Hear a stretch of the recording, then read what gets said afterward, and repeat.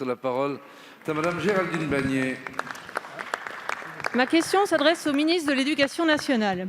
Alors qu'à l'Assemblée nationale vient d'être remis le prix des députés du livre politique, le président de la République a annoncé il y a 15 jours la lecture comme grande cause nationale pour cette dernière année du quinquennat. Je l'ai constaté ces dernières années, la lecture est mal maîtrisée par de nombreux Français.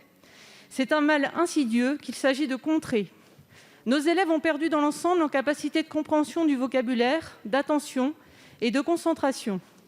Lequel, dans une classe de 6e, comprend aujourd'hui ce qu'est le frêle esquif d'une bulle d'Astérix, me faisait remarquer une maman il y a quelques jours. Assurément, le rythme du quotidien et les sollicitations diverses, permanentes et faciles, l'image, ne facilitent guère une pratique qui demande à l'individu de prendre du temps, se poser, le temps du dialogue, des mots échangés.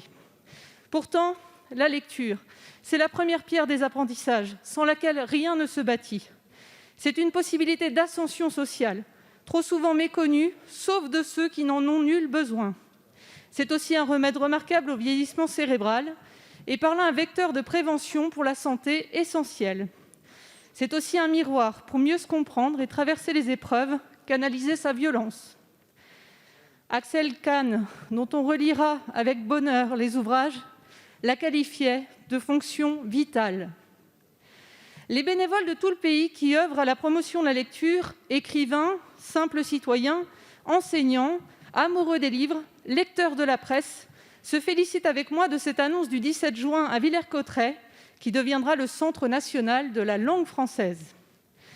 Madame la ministre, pouvez-vous revenir sur cette annonce et éclairer devant la représentation nationale cette ambition remarquable pour la France et nos concitoyens? Et puisqu'il est bon de parler et meilleur de se taire, dixit La Fontaine, je vous laisse la parole. Merci. La parole précisément est à Madame Nathalie Elimas, secrétaire d'État auprès du ministre de l'Éducation nationale, de la jeunesse et des sports. Merci Monsieur le Président. Madame la députée Géraldine Bannier, en effet, vous l'avez dit, le Président de la République a récemment annoncé que la lecture serait grande cause nationale pour cette dernière année du quinquennat. Ce sera également l'occasion pour notre ministère de porter loin et fort les actions nombreuses engagées par Jean-Michel Blanquer.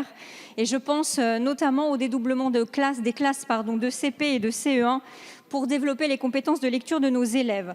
C'est un enjeu considérable, vous l'avez dit, et nous l'avons pris à bras-le-corps en faisant de la lecture l'un des fondamentaux dans le premier degré, avec la production régulière de ressources à destination des enseignants, avec la clarification des programmes, avec des évaluations continuellement améliorées en ce domaine.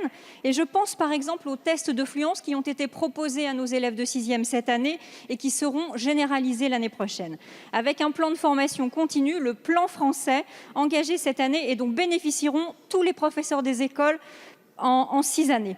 Nous le savons, la lecture est la clé de voûte de tous les apprentissages. Elle est la plus belle porte d'entrée vers l'imaginaire. C'est pourquoi nous n'avons eu de cesse de la promouvoir dans le premier et dans le second degré. Avec la lecture grande cause nationale, nous pourrons aller encore plus loin.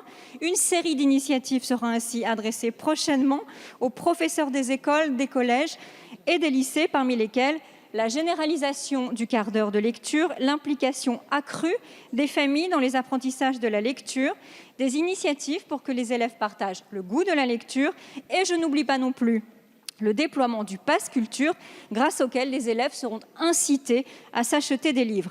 Madame la députée, soyez donc assurée que ce gouvernement est pleinement engagé pour que chaque élève acquiert toutes les compétences et découvre la magie incomparable de la lecture. Je vous remercie.